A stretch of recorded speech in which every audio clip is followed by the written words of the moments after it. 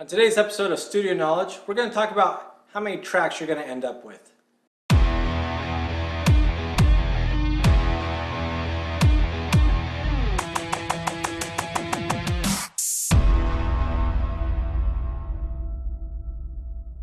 So how many tracks are you going to end up with once you've done all the production in your tracking phase? Okay, so let's kind of break it down.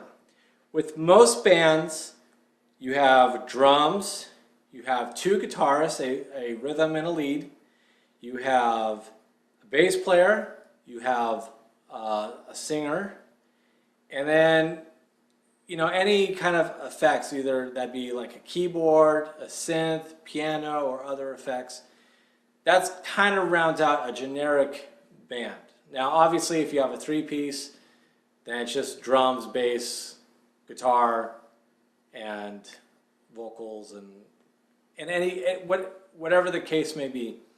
Those are usually the two main band setups. Okay, 3, 4, 5 players in the band. Okay, so let's talk about drums real quick. When we're recording the drums, we have, let's just go with a standard fusion kit. Okay, and this ends up having a let's go with 3 toms. So we'll start out with the kick drum. We have a microphone on the inside and outside. We have a microphone on top and bottom of the snare. We have a microphone on the hi-hat. We have a microphone on the ride. We have 2 rack toms, each have their own mics. 2 floor toms, each have their own microphones. And then you have your overheads. Okay, that's kind of the basic setup. Now you have, now you can get into kind of the auxiliary. Usually you're going to have a room microphone. I like to have one on the kit, just one really close, a dynamic mic on the kit, or overall, for the overall kit.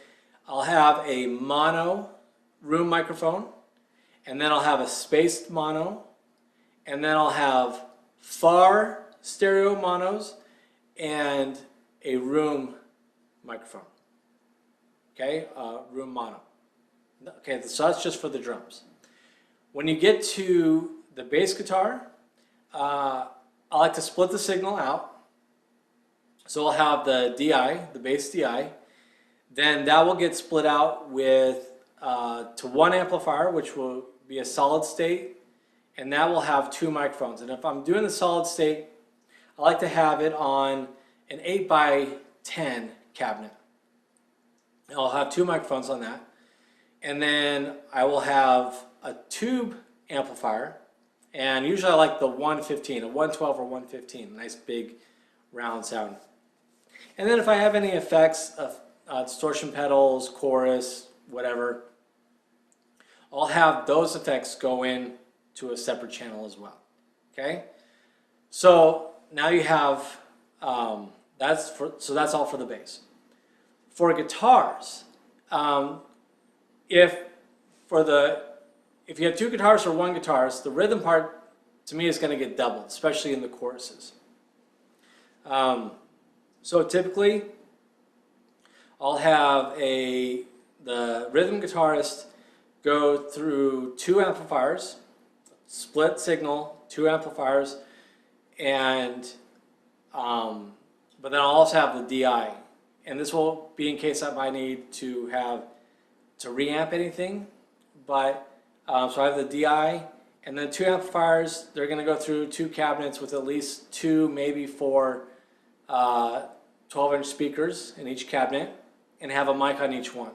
So 4 microphones total for the guitar parts. Now the other thing is when I'm tracking guitar, especially the rhythm, I'm going to double it. So now those 4 microphones are going to turn into 8 because I'm doubling it. Doubling the sound. Not just copying and pasting the recording, but I'm having them play twice.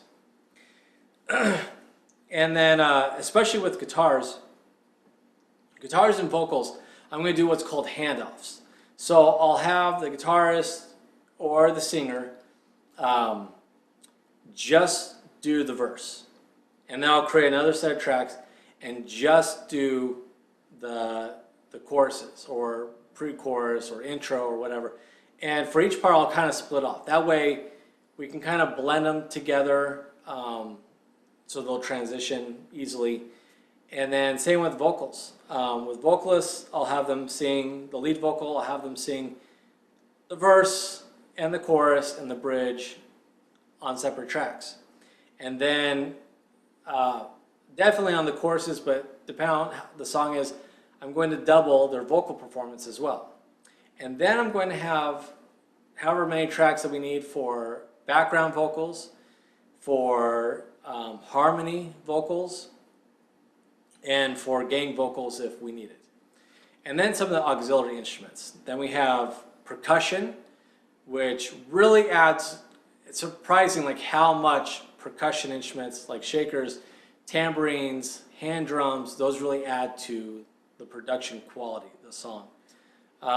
Even loops, and then any other, like I said, auxiliary instruments, and a piano, electric piano, keyboard, organ, horns, strings, anything like that that needs to get added on will each get their own tracks. Now when it comes to mixing, that's going to be greatly reduced, okay? But, and then of course with lead guitar as well. Lead guitar, it's kind of the same thing. I usually will just use one amplifier, but I'll still do 2 microphones. And maybe even sometimes 3. Like I'll have a condenser space a little bit so it gives it a little more room, and I might be able to color it a little bit different. But again, like this track count, don't be surprised if it gets too big, but again, the way you arrange it, even though this is going to be a high track count, you don't want too many things to step on top of each other.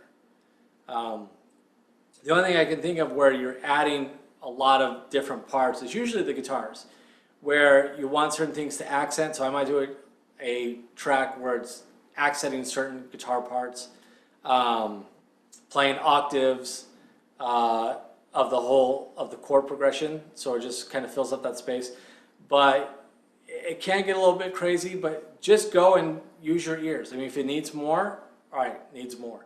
But if you can get away with less, it's going to be a lot easier. But in the long run, by the time it comes to mixing, I'm going to end up combining, consolidating, and comping some of those tracks together, so it's a lot easier to mix. Because I don't want to scroll through hundreds of tracks in the end when I'm mixing. Okay, but tracking, that's usually how it goes. So I hope this gives you kind of an idea of how many tracks you will end up with. Or can end up with. But with all that said, I hope this helps, and we'll talk again real soon.